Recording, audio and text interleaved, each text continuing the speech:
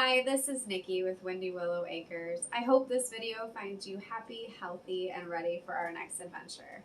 Today I'm super excited to share with you one of my absolute favorite home remedies. I use this all the time, and so much so people get tired of me talking about it, but one of my favorite go-tos is garlic oil, and I've used it in a multitude of ways, from boosting immune system to treating ear infections. I've used it on skin irritations and rashes, just a whole multitude of things. It's super versatile, and most people think of garlic for making food taste wonderful, but actually it's a super natural antibiotic.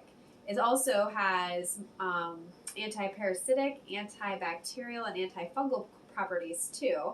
But I do use it for a multitude of things, and it's wonderful, and I found that it's proven to work time and time again for myself and my family. So I want to take you through a step-by-step on how to process it, make it, and how to use it as well.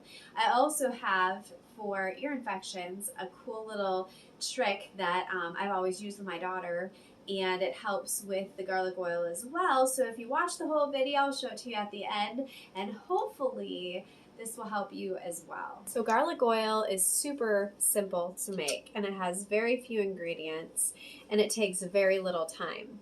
So to start off, my garlic choice, I usually get garlic from our Amish community that we have here.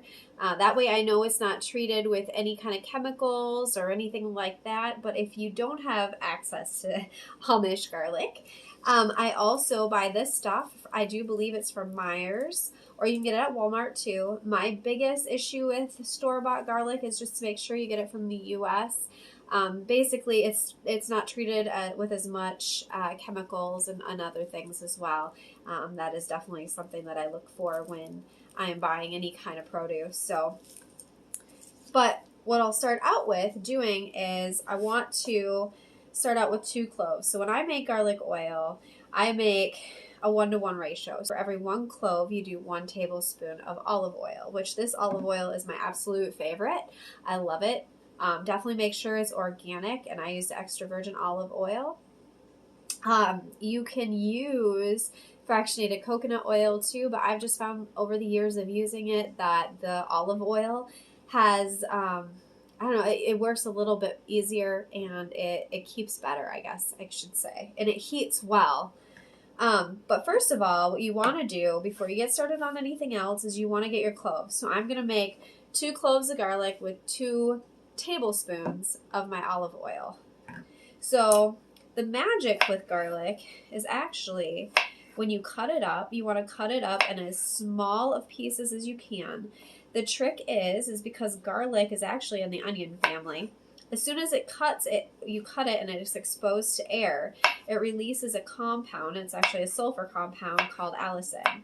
Now that is where all the potent antibiotics and everything are in garlic. Until it's cut, it's not released, so it doesn't develop on the surface. And actually, when you're cutting it, sometimes your fingers feel a little sticky, and that is actually the allicin building on the surface of the garlic. So it's actually a really cool herb. I absolutely love it, and I love the taste of it. But this has been known to treat anything from viruses to bacterial infections to fungal infections.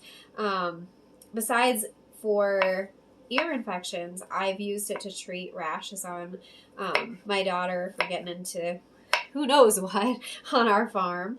And I've also treated it or used it to just boost our immune systems. You know, when I hear somebody has a cold or, you know, it's going around, I'll usually have my daughter take a tablespoon, or myself or my husband, in the evening before bed. You can even use the garlic oil on your feet. I've treated a lot of my own sinus infections because my daughter and I have bad allergies. So it's pretty common around here, especially in an old farmhouse, to get sinus issues. So, and I do that by putting the oil where my sinus cavity, my passages are, and basically anywhere you can put an essential oil, you can use garlic oil as well. So it's actually really versatile, and I just love it. It has a multitude of uses for me. And honestly, we haven't had to have any antibiotics in our house for probably about 5 years since I started using this. So it is definitely worth keeping on hand in case of emergencies. So I'm just going to let this sit for about 15 minutes. And that way the allicin will develop on each of these little pieces, and I'll want to draw it out. And then what I'll do is I'll put it in my oil next, and I'll show you how to do that. Okay, so my garlic has been sitting here for about 15 minutes. Now it's time to start the process with the oil. So I'll take my organic extra virgin olive oil, and since I did 2 cloves, I'm going to do 2 tablespoons here. Now that's really important because allicin is super sensitive to heat, so you don't want to overheat your oil. You're just warming your oil. It's not something that you have to actually cook. And I use one of these little tiny pans. I know it's meant for eggs, but we eat way more eggs in my house than this. So I like to use this for making my oil. So what you'll do is you'll turn it on low, and you just want to set, and I like to hold it up over the burner. I don't want to scorch my oil. Eventually I will test the temperature, but I like to warm the oil up a little bit before I put my garlic in. And then what you're going to look for is when you can really start smelling the garlic. The garlic will get really potent once it's ready and it's released enough of the allicin. It will smell very strong. So I just do this to make sure that, like I said, it doesn't scorch the oil, because you really don't want to cook it. Now, warming it will help draw it out, and then you'll usually let it sit at least till it cools down. I know some people like to actually make infused oil, and it'll set for days, but I just find that it's the most potent when it's made fresh. And so that's why I like to do it the way I do it. It's a little more work on a day-to-day, but the results that I've gotten from using it, I've treated my own ear infections. My daughter, usually if we catch it early enough, it's a 3-day thing and she's back to normal. I love to research natural remedies that I can use, and my daughter's super sensitive to antibiotics.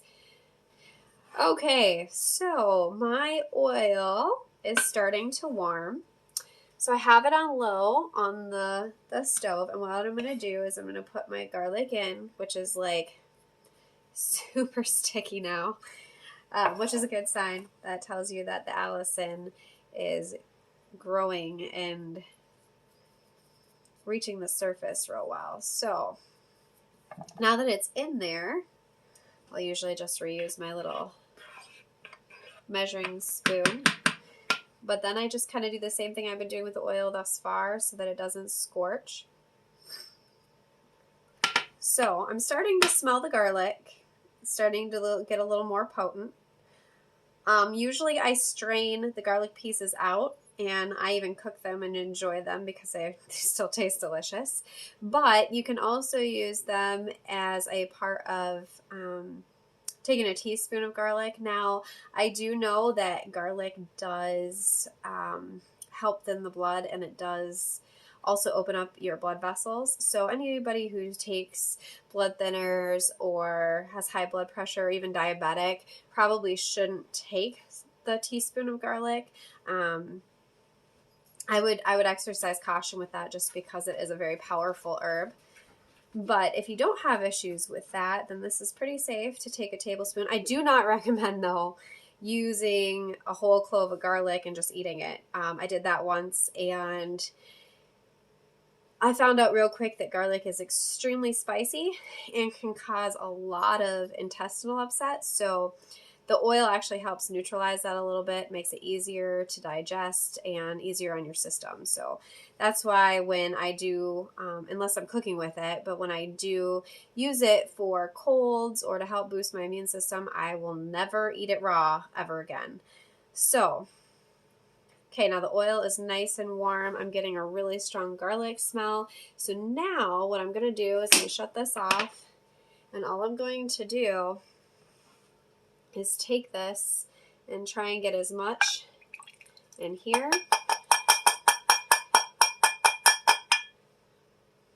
Okay, and as you can see, it's just going to sit in there, and until it cools down, I'm just going to let it set and infuse a little bit.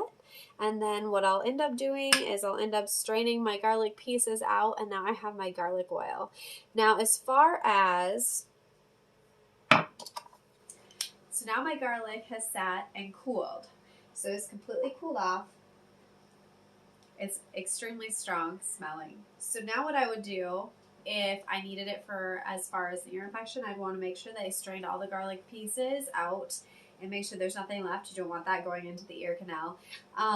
Otherwise, if I was taking a tablespoon of it, I usually leave the garlic pieces in, just, you know, make it worth my while. You can even use whatever's left over for a salad dressing. As far as using it for ear infections, what I would do is store it in an airtight container. You can use a Tupperware container.